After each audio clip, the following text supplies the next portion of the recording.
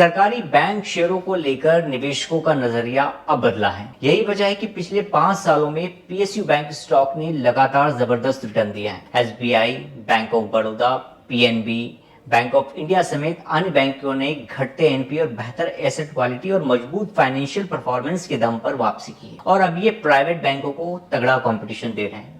हालांकि पिछले 4-5 सालों में मल्टी बैगर रिटर्न देने के बाद क्या पीएसयू बैंक के शेयरों में अब भी वैल्यू बाकी है या अब ये ओवर वैल्यूड हो चुके हैं? यह बताने के लिए हमारे साथ जुड़ गए हैं जियोजित फाइनेंशियल्स के senior vice president mister Gaurang Shah. Gaurang sir, स्वागत है आपका जागरण बिजनेस पर। बहुत बहुत धन्यवाद गुप्ता जी, आपका मंच पर आमंत्रित करने के लिए। गौरांग सर, 2011 से 2020 तक सरकारी बैंक शेयरों में एक सुस्ती का दौर देखने को मिला, लेकिन 2021 के बाद से तस्वीर बदली और पिछले 5 सालों में सरकारी बैंक शेयरों ने जबरदस्त रिटर्न दिया। इसकी क्या वजह रही सर? सबसे पहले तो आपके सभी दर्शकों को हमारा सादर प्रणाम और एक अनिवार्य से भी डिस्क्लोजर देना होगा कि जो भी निवेश लायक रणनीति आपके इस कार्यक्रम में रखेंगे ये बुनियादी तर्क के आधार पर लंबी अवधि के लिए है।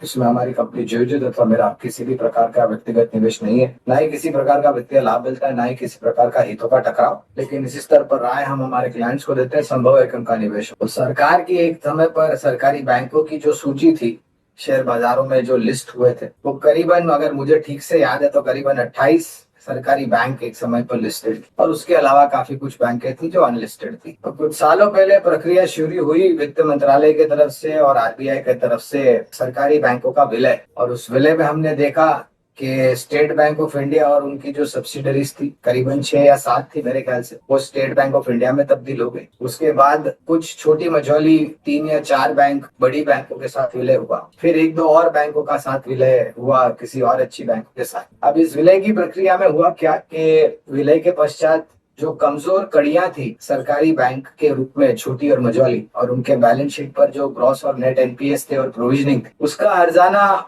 उस बैंक को भुगतना पड़ा जिसमें इसका विलय। तो बैलेंस शीट थोड़ी भारी हो गई थी कुछ समय के लिए, लेकिन फिर निर्णायक तरीके से व्यक्तियों का भी चयन किया गया, कर्मचारियों का भी चयन किया गया सरकार के तरफ से, और प्रयास ये किया गया कि ये ग्रॉस नेट एनपी और जो प्रोविजनिंग है इसको किस प्रकार से नीचे लाया जाए। और एक प्रथा चली थी 2014 के पहले कि सरकार की बैंक है, अपना ही माल है, जितना चाहे उतना लूट लो, और उस प्रयास में रिकैपिटलाइजेशन भी काफी हुआ सरकारी बैंकों का। लेकिन फिर अर्थ का अनर्थ हो गया, आप अच्छा पैसा बुरे पैसे के पीछे डाल रहे थे और वो अच्छा पैसा भी बुरा पैसा बन रहा था। मैं बात कर रहा हूँ लोन्स के रूप में जिस प्रकार से डिफॉल्ट हुआ करते। तो ये सब 2014 के बाद में तब्दील हुआ, धीरे धीरे करके विलय हुआ। विलय के पश्चात जो balance sheet gross net NPA provisioning की वजह से भारी हो गई थी, रिकवरी होने लगी, ग्रॉस नेट एनपीए नीचे आने लगे। ग्रॉस नेट एनपीए नीचे आए तो प्रोविजनिंग जो पहले दी रखी थी वो बैलेंस शीट पर वापस आ गई, बैलेंस शीट मजबूत बनी, और फिर कामकाज को लेकर के एक सकारात्मक जमीनी स्तर पर कारोबार शुरू किया सरकारी बैंकों ने। और उसके फलस्वरूप हमने देखा पिछले कुछ सालों में कि जो अंतर हुआ करता था निजी क्षेत्र की बैंक का रुझान, उनके आंकड़े, नतीजे और उनका निवेशकों की निवेश की गई पूंजी के ऊपर मुनाफा कमा के देना, और जो सरकारी बैंक एक निश्चित, फिर धीरे धीरे करके वो अंतर कम होने लगा और आज वो अंतर काफी कम हो चुका है। थोड़ा सा अंतर बचा है, लेकिन मैं उम्मीद करता हूं कि जिस प्रकार से पिछले कुछ सालों में मेहनत की गई है अलग अलग सरकारी बैंकों की मैनेजमेंट की तरफ से परिस्थिति को सुधारने के लिए, आंकड़ों को सुधारने के लिए और लोगों का विश्वास जीतने, मेरे ख्याल से ये प्रयास निरंतर जारी रहा था, है और भविष्य में भी रहेगा, जिसके कारण ये अंतर जो है एक समय पर आने वाले भविष्य में संतुलन हो जाएगा निजी क्षेत्र की बैंक और सरकारी बैंकों के बीच में, ऐसा मैं अनुमान करके चल रहा हूँ। गौरव सर, आपने सरकारी बैंकों के मर्जर की बात की, विलय की बात की। पहले दौर का विलय हम देख चुके हैं और अब ऐसी अपुष्ट खबरें हैं, ऐसी संभावनाएं, स्पेकुलेशंस लगाए जा रहे हैं कि सरकार दूसरे दौर में अन्य सरकारी बैंकों का विलय कर सकती है, मर्जर कर सकती है। हालांकि इसको लेकर कोई स्पष्टता नहीं है। अगर ऐसा होता है तो सरकारी बैंक सिमट के चुनिंदा सरकारी बैंक रह जाएंगे, 2, 3 या 4 सरकारी बैंक रहेंगे।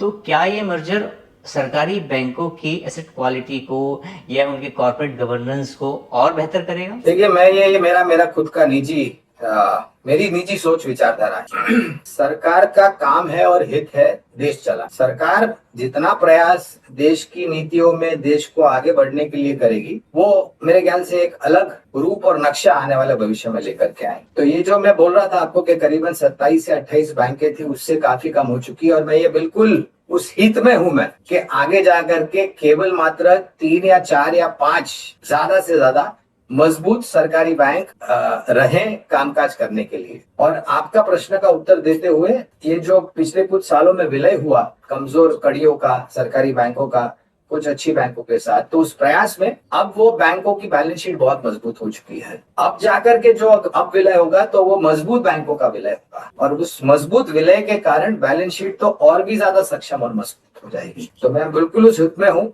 कि ज्यादा से ज्यादा 4 या 5 सरकारी बैंक हो और बाकी जो बैंक है उनका विलय हो जाए बड़ी बैंकों के साथ, सरकारी बैंकों के साथ। ये मेरा व्यक्तिगत मेरी विचारधारा है, और मैं व्यक्तिगत अनुमान लगा रहा हूँ कि परिस्थिति यहाँ से और भी बेहतर हो। सर, सरकारी बैंकों पर आपने अपनी राय रखी। अब हम बात कर लेते हैं चुनिंदा सरकारी बैंक शेयरों की। तो इसमें सबसे पहला नाम आता है एसबीआई, जो देश का सबसे बड़ा पीएसयू बैंक है। सर, इस शेयर को लेकर क्या संभावनाएं आपको लगती है? हम आपसे टारगेट प्राइस भी जानना चाहेंगे और एक आपका ओवरव्यू भी जानना। तो देखिए, जिस प्रकार से नतीजे आए हैं, हालांकि पिछली तिमाही के चौथी तिमाही के जो नतीजे, पिछले वित्तीय वर्ष के, क्षमा चाहता हूँ, पिछले वित्तीय वर्ष के जो चौथी तिमाही के नतीजे थे स्टेट बैंक ऑफ इंडिया के, वो अनुमान से थोड़े बहुत कमजोर थे ट्रेजरी इनकम को लेकर के, अगर मेरी याददाश्त सही है तो। फिर आया नया वित्तीय वर्ष और पहली तिमाही के नतीजे हमने देखे, हाल फिलहाल ही संपन्न हुए। और अगर आप समीकरण करें सभी बैंकों का, सरकारी बैंकों का, जो हमारी सूची में है, जो हमारी फंडामेंटल टीम ट्रैक करती हैं, जहां पर हमारी निवेश की राय, तो उस कड़ी में स्टेट बैंक ऑफ इंडिया प्राथमिक स्तर पर आता है और हमारी खरीद की राय है स्टेट बैंक ऑफ इंडिया पर। और एक बात मैं यहाँ पर ये भी जोड़ना चाहूंगा गुप्ता जी के, आने वाले समय में जिस प्रकार से हमारे भारत सरकार की आकांक्षाएं हैं, जिस प्रकार से हमारे और आपकी आकांक्षा है, भारत के नागरिकों की आकांक्षा है कि भारत आगे जाकर के एक उभरता हुआ, बढ़ता हुआ और एक विकसित देश बने, उस परिस्थिति में मेरा ये मानना है कि आपको कुछ क्षेत्रों का योगदान बहुत ही महत्वपूर्ण होगा।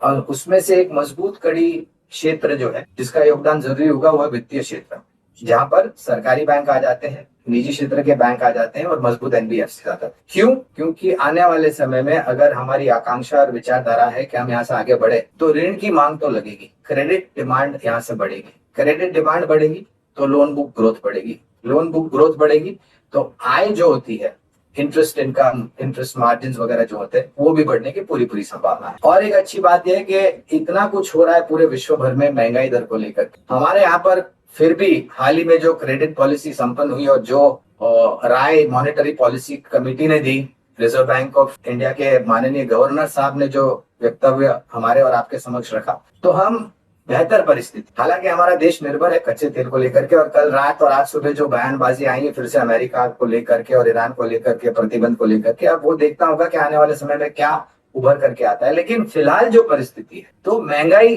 दर पर लगाम कसी हुई, और महंगाई दर पर लगाम कसी है तो आपके ब्याज दर भी सीमित दायरे में है या फिर स्थिर। उस परिस्थिति में मैं मानता हूं कि ऋण की मांग बढ़ेगी तो स्वाभाविक है वित्तीय क्षेत्र उन्नति करेगा। और मैं ये बिल्कुल मानता हूं कि आने वाले समय में जिस प्रकार से ऋण की मांग बढ़ेगी, एसेट क्वालिटी में सुधार होगा, प्रोविजनिंग और भी वापस बैलेंस शीट पर आ जाएंगे, जो पहले इन्होंने दिए गए थे प्रोविजनिंग बैड लोन के ऊपर, तो वो बैलेंस शीट की परिस्थिति और मजबूत कर देगा। तो मेरा ये बिल्कुल मानना है कि संभवता बिल्कुल है कि वित्तीय क्षेत्र आगे जाकर के बेहतर रुझान देगा। जहां तक आपका प्रश्न है लक्ष्यांक का, स्टेट बैंक ऑफ इंडिया पर एक अनुमानित बता रहा हूँ, मुझे ठीक से याद नहीं, कवरेज तो है, ये तो बिल्कुल याद है, लेकिन 1200-1250 के आसपास के लक्ष्यांक है। ये कहना होगा यहाँ पर अनिवार्य होगा कि नतीजे बेहतर आए तो इस लक्ष्यांक का परिवर्तन होगा। गौरव सर, आपने अभी बात की कि क्रेडिट डिमांड बढ़ेगी। क्रेडिट डिमांड बढ़ रही है और बढ़ेगी, बट डिपॉजिट ग्रोथ को लेकर एक कंसर्न बना हुआ है। देखिए, ये कंसर्न पिछले कुछ सालों से है, ये चिंता कुछ सालों से है, लेकिन फिर भी मेरे ख्याल से आज भी काफी सारे लोग हैं, और मैं तो ऐसे तो मेरा काफी बड़ा निवेश जो है वो एसआईपी के माध्यम के द्वारा शेयर बाजार में, लेकिन मेरा भी कुछ, मेरी जो जमा पूंजी है वो फिक्स डिपॉजिट में, तो भले आपको ब्याज कम मिले लेकिन वहां पर आपको इतना तो है कि आपकी जो डिपॉजिट की रकम है और उसके ऊपर जो ब्याज है वो मैच्योरिटी होने के पास आपके जमा खाते में फिर से लौट करके आएगी। अगर आपको रिन्यू नहीं करना है तो रिन्यू करना है तो ऑटोमेटिक रिन्यूअल हो जाता है। तो आज भी लोग है, ऐसा नहीं है कि नहीं। हाँ, इसके अलावा मेरे ख्याल से बैंक्स को और सोच विचारधारा ट्रेजरी इनकम में किस प्रकार से काम करना है, वहां से जो योगदान आता है वो बैलेंस शीट के शुद्ध मुनाफे पर किस प्रकार से बढ़ाना है। अभी अभी जो रिजर्व बैंक ऑफ इंडिया ने अनुमति दी थी FCNR स्कीम को लेकर के, उसको लेकर के भी मेरे ख्याल से परिस्थिति में थोड़ा बहुत सुधार होगा आने वाले भविष्य में। सर एसबीआई के बाद हम बात करते हैं पीएनबी, पंजाब नेशनल बैंक। यहाँ इस बैंक शेयर को आप किस तरह से देखते हैं और क्या लक्ष्यांक होंगे आपके? मेरा मानना है करीबन 145-150 के आसपास का अनुमान है, मुझे ठीक से याद नहीं आ रहा है, लेकिन हाँ पीएनबी पर भी कर। लेकिन एक बात है पीएनबी पर कर रहा है, कहना चाहूंगा कि पीएनबी की बैलेंस शीट कुछ समय पहले जो थोड़े बहुत वनरेबल सेक्टर्स थे, लोन बुक की मैं बात कर रहा हूँ, वो बड़ी मात्रा में थे, जैसे रियल एस्टेट में हो गया, मेटल्स में हो गया, इंफ्रास्ट्रक्चर में हो गया। तो यहाँ से दिक्कत आ रही थी रिकवरी को लेकर के, लेकिन वहां पर भी लगाम कसी मैनेजमेंट ने। और ये जो पहली तिमाही के हमने नतीजे देखे पीएनबी के, वो तो अनुमान से बहुत ही बेहतर थे। और यही अनुमान हो सकता है कि आने वाले समय में भी इस प्रकार से मैनेजमेंट मेहनत करेगी, अपने अपने नतीजों को सुधारने का प्रयास करें। तो ये सब लक्ष्यांक खरीदारी की राय है। लक्ष्यांक जैसे मैंने बताया करीबन 130 से 150 के आसपास। सर इसकी समय अवधि कोई टाइम होराइजन? तो ये देखिए, जब भी मैं बात करता हूँ बुनियादी दर के आधार के ऊपर बात करता हूँ, और बुनियादी दर के आधार का अगर आप परिवर्तन करना चाहे समय सीमा से, तो कम से कम 1.5 साल या उससे ज्यादा हो तो ज्यादा अनिवार्य होगा। और परिस्थितियां भी सुधरने में समय लगेगा। मैं बात कर रहा हूँ ये जो युद्ध हो रहा है और जिस प्रकार से विवादित बयान और टिप्पणियां और जिस प्रकार से प्रतिबंध लग रहे हैं, इस मसले को सुलझने के लिए समय लगेगा। इसलिए अनिवार्य है कि आपके पास समय सीमा लंबी। सर हमने बात की एसबीआई, पीएनबी, अब एक और जो पीएसयू बैंक है, बैंक ऑफ बड़ौदा, इस पर भी आपकी राय जानना चाहेंगे। थोड़े नतीजों को लेकर के निराशा थी, और वो निराशा दिखाई दी जब नतीजे आए और फिर नीचे की तरफ के दायरे देखे। लेकिन बैंक ऑफ बड़ौदा पर भी खरीदारी की राय है। 320 के आसपास के अनुमानित लक्ष्यांक है, और थोड़ी मेहनत करनी पड़ेगी बैंक ऑफ बड़ौदा को, जिस प्रकार से आंकड़े आए हैं। लेकिन यहाँ पर भी हमें लग रहा है कि जिस तरीके से परिवर्तन हुआ है, ये परिवर्तन आने वाले भविष्य में भी आपको दिखाई देगा नतीजों में। इसके बाद सर एक आखिरी स्टॉक है bank of India. Bank of India के शेयर पर आपका नजरिया और टारगेट प्राइस? तो बैंक ऑफ बड़ौदा पर भी मेरे ख्याल से करीबन 15 से 18% यहाँ से ऊपर के तरफ के दायरे दिख रहे हैं। और एक बात है, ये जितने भी बैंक के बारे में हम बात कर रहे हैं, एक संभवतः जो ऐसा आपने सामने रखी कि आने वाले भविष्य में चुनिंदा 4 या 5 बैंक होंगे, मेरा ऐसा भी अनुमान, आपने भी बात सामने रखी। तो उस परिस्थिति में मुझे लग रहा है कि ये जो 3 या 4 बैंकों के बारे में हम बात कर रहे हैं, ये ज्यादातर अस्तित्व में रहेंगे, और शायद आने वाले समय में मर्जर के पश्चात, विलय के पश्चात इनकी बैलेंस शीट और मजबूत हो जाए। तो 15 से 18% के ऊपर के तरफ के दायरे बैंक ऑफ इंडिया के शेयर के दामों में दिखाई देते हैं। यहाँ पर भी जैसे मैंने कहा, ये सभी विकल्प जो आपके सामने रख रहा हूँ बुनियादी दर के आधार पर है। 1.5 साल या 1.5 साल से ज्यादा समय आप रखें तो अनिवार्य है। और एक बात कहना चाहूंगा कि अगर आप थोड़ा बहुत अभ्यास करके, सोच समझ करके निर्णय लेते हैं इन सब शेयर्स में निवेश करने के लिए, तो पूरी पूंजी एक साथ मत लगाइए, शुरुआत कीजिए। बस शेयर बाजार में शुरुआत करना अनिवार्य है। अगर आप इंतजार करते रहेंगे, नहीं ये स्तर आएगा तो मैं निवेश करूंगा, वो स्तर आएगा तो आप कभी निवेश नहीं कर पाएंगे। तो निवेश करना शुरू कीजिए, पूरी ताकत मत लगाइए और गिरावट पर जोड़ते जाए।